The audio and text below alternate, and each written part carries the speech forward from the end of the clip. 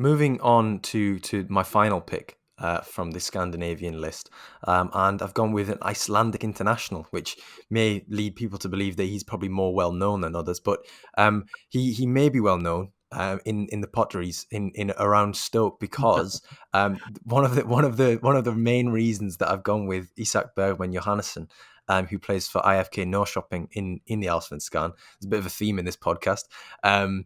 We've got, well, I've gone with him because his background is as interesting as he is a player, and this is taking nothing away from his ability. We'll get onto that, but he is a very very intriguing figure in terms of the history of his family in professional football. He was born in Sutton Coldfield in the UK, which is near Birmingham. For anybody who doesn't know, shout out to anybody who's listening from that part of the world and didn't know that. And his dad, which I was really surprised to find out, is the former Aston Villa, Wolves, Leicester, Burnley, and Huddersfield midfielder Joey Gudjonsson. Um, and the more that you dig, you find out that Ísak Bergmann Johansson's grandfather is Gudjon Thordarson, who is the former Icelandic footballer and the former manager of Stoke, Barnsley, Notts County, Crewe, a whole host of other Icelandic clubs.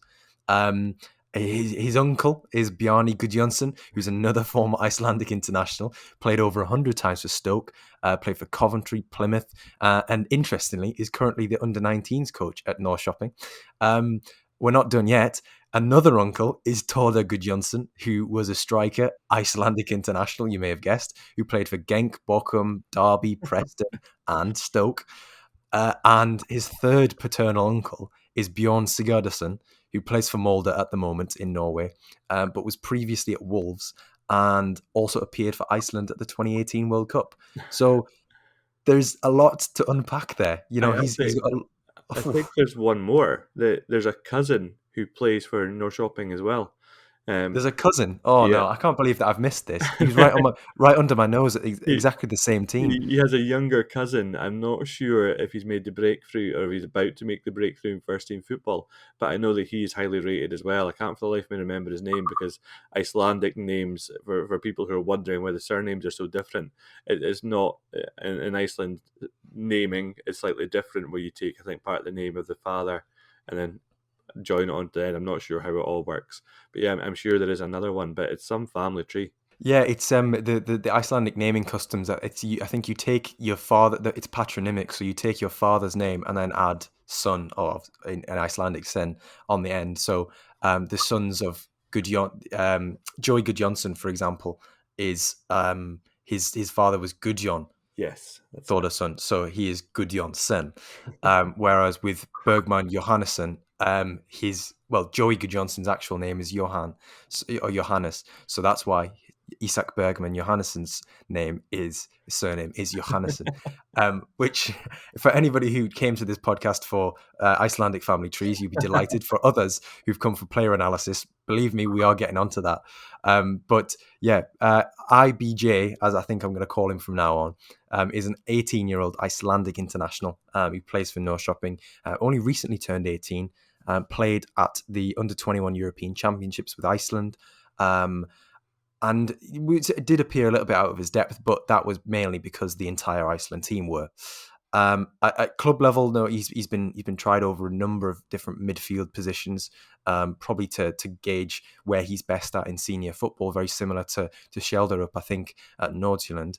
But last season he earned 9 assists in the Allsvenskan as a 17-year-old, which is obviously a figure that you can't really ignore. And we mentioned scouted Lou Davies and his infinite wisdom with Akikunmi Amu earlier on, but he has been a very very big advocate for Bergman Johansson, who he expects him to be used in a double pivot this season as a number 8, mainly because he's a very intelligent, very very mobile, very technique based player.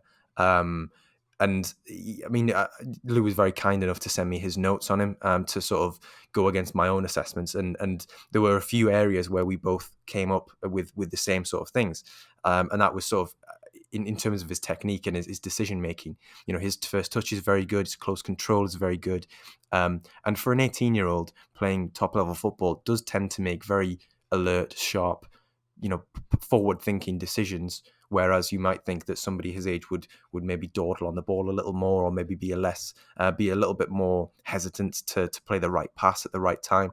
There isn't any of that, I think, or at the very least, very little of it.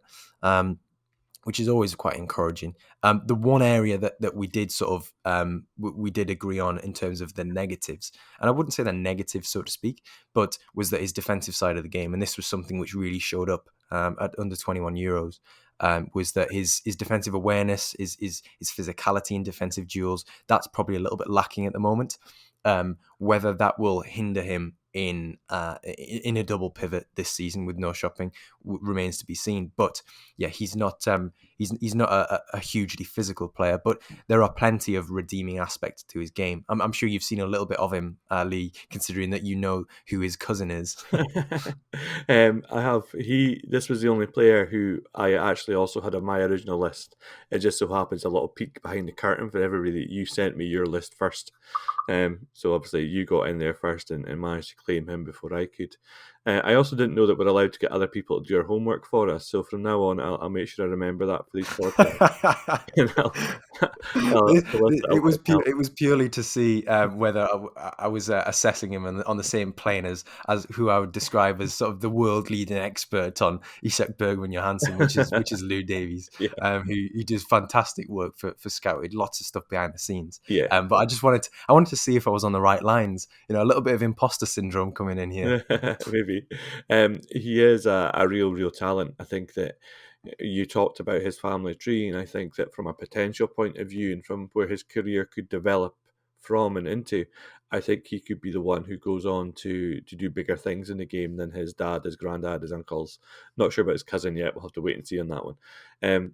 It's a mark of a player that I think Lou's absolutely right. I think he's going to play in a double pivot this year for Norrköping.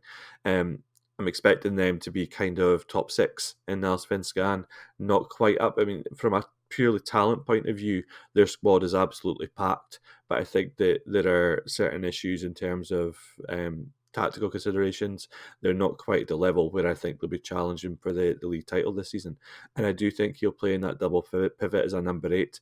I think that this is partly going to really help his development because you're absolutely right.